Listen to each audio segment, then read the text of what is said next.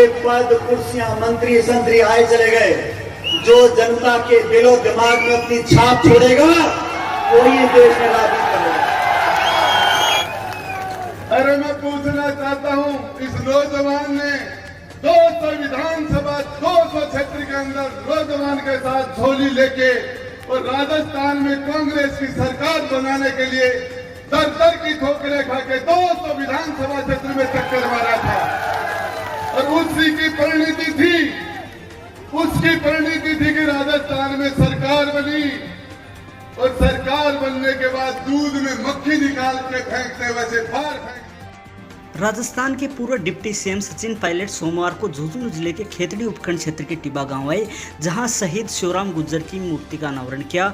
बतौर मुख्य अतिथि के रूप में आए पायलट ने अपनी ही सरकार पर इशारों में निशाना साधा। उन्होंने कहा कि जनता से किए वादे पूरे नहीं किए, ऐसे में किस मुंह से वोट मांगने जाएंगे। कार्यक्रम के प्रारंभ में पायलट व अन्य अतिथियों ने शहीद शिवराम की मूर्ति का अनावरण किया, शहीद वीरांगना सुनीता देवी का सम्मान किया तथा पायलट ने शहीद के बच्चों से मिलकर लाड दुलार किया। मूर्ति अनावरण समारोह को नीम का थाना विधायक सुरेश मोदी, विराटनगर विधायक इंद्राज गुर्जर, मंत्री राजेंद्र गुढ़ा, सीएम सलाहकार डॉक्टर जितेंद्र सिंह, पूर्व विधायक श्रवण कुमार, प्रधान मनीषा गुर्जर, विधायक वेद प्रकाश सोलंकी ने भी संबोधित किया। मुख्य अतिथि पायलट ने शहीद वीरांगना को सरकारी नौकरी नहीं मिलने पर अफसोस जताया। उन्होंने कहा कि शहीद की वीरांगना को नौकरी के लिए सरकार को जरूरत पड़े तो नियम कायदे भी बदलने चाहिए। उधर पायलट ने सरकार पर जमकर निशाने साधे। सुनिए पूरा वीडियो।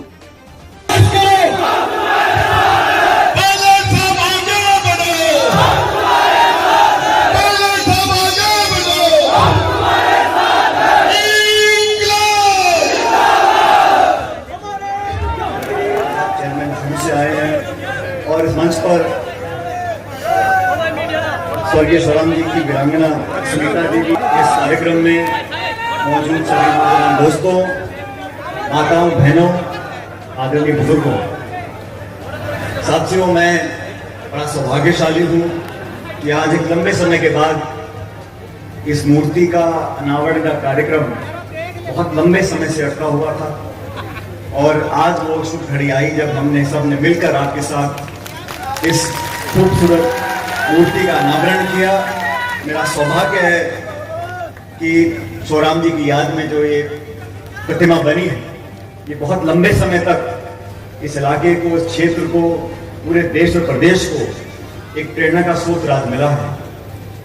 और सचमुच मैं आभारी हूं उस परिवार का जिन्होंने हिम्मत रखते हुए अपने घर को, अपने बच्चों को संभाल कर रखा और आप सब लोगों का जो आज इस यादगार क्षण में आप यहां पर आज उपस्थित हुए। साथियों, वीरांगनाओं की मांग को लेकर काफी कुछ कहा गया और इस बार भी मेरे संज्ञान में लाया गया कि हमारी शिवराम जी की जो धर्मपत्नी है वो शिक्षित है, पढ़ी लिखी है और जो सरकार चाहे केंद्र की हो चाहे राज्य की हो, जो वीर गति को प्राप्त होते हैं, जिनकी शहादत इस देश की मिट्टी के लिए हुई है, उनके लिए हर संभव सहायता और सहयोग सरकारें करती हैं। मैं समझता हूं कि जिस घर से सैनिक शहीद होता है, हो सकता है कि पलटन के लोग, यूनिट के लोग, उनके दोस्त, उनके चाहने वाले, उसका दुख उनको महसूस हो, लेकिन घर का जब कोई जाता है तो जो निकट परिवार है वही उस मौत को रोज झेलता है। हम और आप आंसू बहा सकते हैं, हमदर्दी दे सकते हैं, मूर्तियां लगा सकते हैं, लेकिन इंसान के जाने की जो कमी है वो परिवार ही उसको झेलता है और आजीवन झेलता है। इसलिए मैं ऐसा मानता हूं कि इस क्षेत्र में, और शेखावाटी का ये क्षेत्र पूरे हिंदुस्तान में, खेतड़ी झुंझुनू का नाम इसलिए है कि यहाँ पर किसान भी है और जवान भी है। हजारों सैकड़ों की तादाद में यहाँ पर नौजवान प्रतिस्पर्धा करते हैं, मेहनत कर फौज में, पैरामिलिट्री फोर्सेस में भर्ती होते हैं। उनके लिए, उनके परिवार के लिए अगर कहीं थोड़ा मोड़ा हमको नियम में परिवर्तन करना पड़े, कहीं कोई रियायत देनी पड़े, मैं तो कहता हूं कानून भी बदलना पड़े तो हमें संकोच नहीं करना चाहिए। ये बात मैं सरकारों को बताना चाहता हूं। अभी आप जानते कुछ दिन पहले कुछ और बनाई थी, उनकी भी मांगे थी। वो तीनों मेरे घर भी आई थी जयपुर में, बहुत दुखी थी। और मैं समझता हूं उनकी मांगों को मानो या ना मानो, लेकिन उनकी बात को सुनना हम लोगों को चाहिए। उनकी बात को सुनकर जो संभव था उसके लिए हाँ बोलते, जो संभव नहीं था उसके लिए ना बोलते। लेकिन उनको मान सम्मान देकर, उनकी बात को सुनकर, उनके दुख को अदा करने की जिम्मेदारी हम लोगों की। और मैंने इस काम को किया। मेरे घर को आई, मैंने इनकी बात को सुना। मैं सरकार का हिस्सा नहीं हूं, लेकिन ये सरकार हम लोगों की है। आप सबके आशीर्वाद से हमारी पार्टी की सरकार बनी थी। आने वाले समय में शिवराम जी की जो धर्मपत्नी है, क्योंकि वो शिक्षित है, पढ़ी लिखी हैं और जीवन में अपने परिवार को आगे बढ़ाने के लिए कुछ करना चाहती हैं, तो मुझे लगता है कि यहां पर अगर हम बड़े बड़े लोगों के लिए, बड़े बड़े मुद्दों के लिए अध्यादेश ला सकते हैं, संशोधन कर सकते हैं, कानून बना सकते हैं, कैबिनेट के फैसले लिए जा सकते हैं। मैं सोचता हूं कि हमदर्दी रखते हुए, इस शेखावटी के मान सम्मान को रखते हुए, जो लोग वर्दी पहनकर देश की सरहद पर खड़े होकर गोली खाने के लिए तैयार है, गोलियां खाते हैं, उनके परिवारों के लिए ये थोड़ा बहुत संशोधन हमको करना चाहिए, ताकि जो वो चाहती है उस शिक्षित महिला, उसको उस प्रकार की नौकरी मिल सके।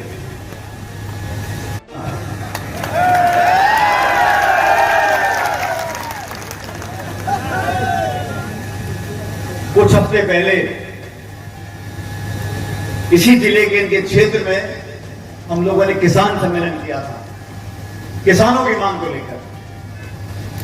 क्योंकि जो जवान आज हैं चीन की सरहद पर, पाकिस्तान की सरहद पर, उसमें से अधिकांश लोग वो हैं जिनके बाप दादा खेती करते थे और खेती करते हैं। जो किसानी करता है उन्हीं के बच्चे निकलकर फौजों में जाते हैं।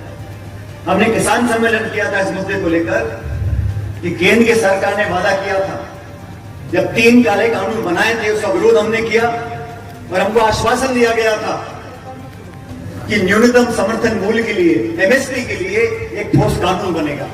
किसान की पैदावार को खरीदने के लिए एक ऐसा कानून बने ताकि जो किसान की लागत है, खाद की, बीज की, बिजली की, पानी की, उस किसान को अपने जेब में 2 रुपए मिल जाए, ऐसा एक कानून बनाने का वादा किया था।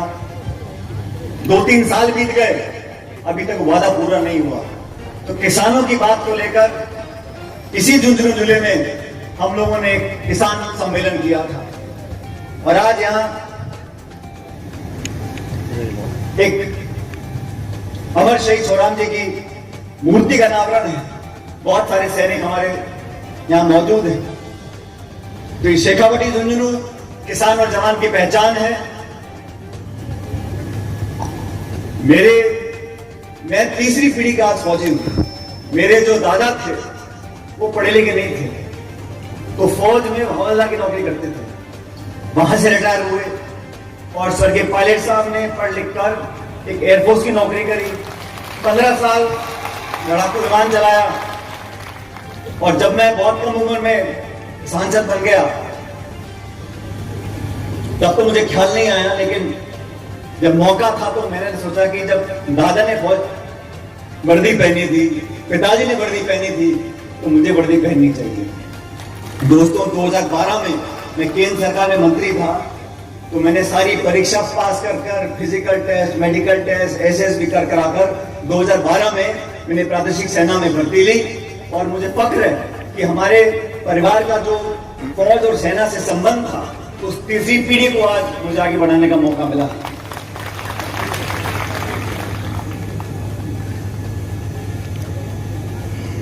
देश और प्रदेश के अंदर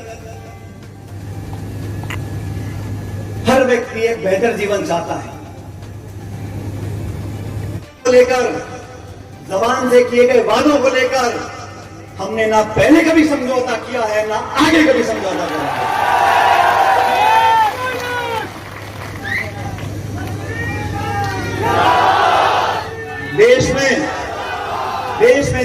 चुनाव होता है, मैं हमारी पार्टी के लिए वोट मांगने जाता हूं। जहां जहां बीजेपी का शासन है, भ्रष्टाचार मुझे दिखता है, हमको दिखता है, उसका विरोध हम लोग करते हैं। लोग हमारी जबान पर विश्वास करते हैं, वोट डालते हैं। और आप भी जानते हो, उत्तर भारत में जहां जहां बीजेपी का शासन होता है, वहां कांग्रेस के लिए वोट मांगने सबसे पहले मैं खड़ा होता हूं। चाहे उत्तर प्रदेश हो, चाहे हिमाचल प्रदेश हो, चाहे उत्तराखंड हो, चाहे पंजाब हो, चाहे गुजरात हो, महाराष्ट्र, मध्य प्रदेश, जहां भी हो, पिछले 25-23 सालों में जगह जगह जाकर हमें विरोध किया है, क्योंकि विचारधारा से मेल नहीं है। लेकिन जो बातें मैंने उठाई, लिखित में उठाई, सवा साल पहले की बात, और अभी कुछ दिन पहले मैंने एक अनशन किया जयपुर के अंदर, इस बात को लेकर किया कि हम लोगों ने जो वादे किए थे और भ्रष्टाचार के साथ कोई समझौता हम लोग कर नहीं सकते। इस देश का, प्रदेश का नौजवान एक स्वच्छ राजनीति चाहता है और भ्रष्टाचार के मामलों पर जांच होनी चाहिए। इस मांग को लेकर मैंने एक दिन का अनशन किया। मैंने किसी का विरोध नहीं किया, मैंने कोई आरोप नहीं लगाया, मैंने शालीनता से, विनम्रता से सिर्फ इस बात को मांगा था और आज भी मांग रहा हूं। अभी हफ्ता हो गया है, कोई कार्रवाई हुई नहीं।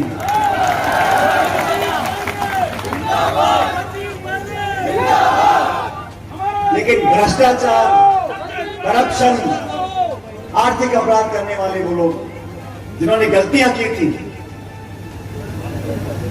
और बार बार कहा जाता है हर गलती सजा मांगती है। जांच होनी चाहिए, सबूत मिले तो कार्रवाई होनी चाहिए। राजस्थान को एक ईमानदार और स्वच्छ राजनीति देने की जिम्मेदारी हम सब लोगों की है। और इस मुद्दे को लेकर मैंने बड़े खुले मैदान में इस बात को कहा कि करप्शन के साथ कोई समझौता नहीं करेंगे, पर देश के नौजवान के भविष्य को पर होगा। बाकी ये पद, कुर्सियां, मंत्री संतरी आए चले गए, जो जनता के दिलो दिमाग में अपनी छाप छोड़ेगा वही देश में राजनीति करेगा। मेरा तो आप लोगों से निवेदन है, छत्तीस कौम के लोगों से, कि आपने हमेशा मान सम्मान और प्यार आशीर्वाद दिया है, भविष्य में भी आप देते रहोगे। और हम लोग मिलकर इस परिवार की बेहतरी के लिए जो सबसे बेहतर काम हो सकता है उसको करने में कोई कसर नहीं छोड़ेंगे। लेकिन आप लोगों ने आज इस विश्वास के साथ यहाँ पर हमारा सत्कार किया, आशीर्वाद दिया, मैं आपका बहुत धन्यवाद करना चाहता हूँ। लेकिन आने वाले समय में ना तो हम डरने वाले हैं और ना हम पीछे हटने वाले हैं।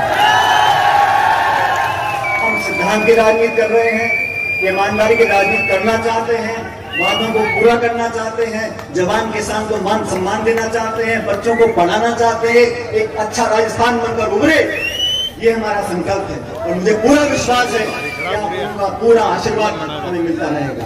अगर मिलेगा तो दोनों हाथ खड़े करके बता दो मुझको कि हम लोग आने वाले समय में बेहतर राजनीति करके देंगे। मैं आप लोगों का धन्यवाद करना चाहता हूँ। मेरे साथ जोरदार नारा दो, भारत माता की, भारत माता की, भारत माता की। बहुत बहुत धन्यवाद। राम राम साहब। धन्यवाद पायलट साहब। अब मैं शहीद एक मिनट कांग्रेस पार्टी बीजेपी की सरकार का बहुत सारे आरोप लगे थे करप्शन के, भ्रष्टाचार के। निष्पक्ष और पारदर्शी जांच होनी चाहिए, ऐसा हमको मानना था। और हम लोगों ने खुद ज्ञापन दिए थे गवर्नमेंट बनी, ये विश्वास हमारी जीरो टॉलरेंस की पॉलिसी है, काम होने चाहिए। क्योंकि हम लोगों ने अब बाकी केस जो है करप्शन, उस पर कार्रवाई हुई है। मैं समझता हूँ शायद जोधपुर में भी जो प्रकरण हुआ है सोसाइटी वाला, हाँ, उस पर कार्रवाई, उसका मैं स्वागत करता हूँ। लेकिन वो तो 2019 के बाद की बात है। हम लोगों ने जो वोट मांगा था भाई मोबाइल पीछे कर लो यार, बोलूं कार्यकाल में जो काम कर रहा है ना वही इलेक्शन में जो करप्शन हुआ है बोल रहे हैं? उसकी जांच कराएंगे। वो आप कर रहे हो ना, वही मैं कर रहा हूँ। करप्शन का पीछे इशू सामने कर लो, आता है मना थोड़ी ना करो और सरकार काम कार्रवाई करने करती है, तो मैं मैं हमेशा से स्वागत करता हूँ और भी कार्रवाई होनी चाहिए। आप इसी आपने आज ये 1-to-1 में नहीं बोला, आपका भी चांस था आज। मेरा ये आज का जूनियरों का कार्यक्रम बहुत पहले से बना हुआ था और जो मेरी बातें हैं मैंने पहले भी दिल्ली में कई बार जो अखिल भारतीय कांग्रेस कमेटी के लीडरशिप है तो बता रहा था मैं किसी बात में जानती हूँ। मैं तो नहीं चाहता हूँ कि मैंने जो आवाज़ उठाई है, जो मैंने एक मुद्दा उठाया है, उसका जवाब है वो कि सबके हित में और देश के हित में, पार्टी के हित में, सरकार के हित में। और भाजपा का जो करप्शन है उसके खिलाफ राहुल गांधी जी कई बार आवाज़ उठा चुके हैं। तो जेपीसी की मांग हुई है पार्लियामेंट के अंदर, जिसके कारण एक षड्यंत्रकारी रूप से राहुल जी की सदस्यता को समाप्त किया गया। ये बहुत बड़ा इशू है और हम लोग हमेशा भाजपा की जो करप्शन है उसको एक्सपोज करने का काम करते हैं, चाहे वो मध्य प्रदेश हो, चाहे वो उत्तर प्रदेश हो, चाहे वो गुजरात हो। तो राजस्थान में भी जो हुआ उसका एक लॉजिकल एंड तक ये जांच पहुंचे, इस मांग को लेकर अपनी बात को रखा। पर आपने साइमल्टेनियस प्रोग्राम हो रहा है, वहाँ पे पार्टी का प्रोग्राम हो रहा है 1-to-1 और ये एक और कार्यक्रम है, तो आपने पार्टी हाईकमांड को बताया था कि आप ये पब्लिक आउटरीच कर रहे एक शहीद की मूर्ति लग रही है, बहुत लंबे समय पहले में से प्रोग्राम उन्होंने लिया था, हजारों की संख्या में लोग मौजूद थे। तो मेरा तो कार्यक्रम पहले से निर्धारित था, लेकिन जब भी मैं दिल्ली गया था कुछ दिन पहले, वहाँ भी संवाद हुआ और मैंने बात की जो आज आपके सामने रखी वो बात नहीं दिल्ली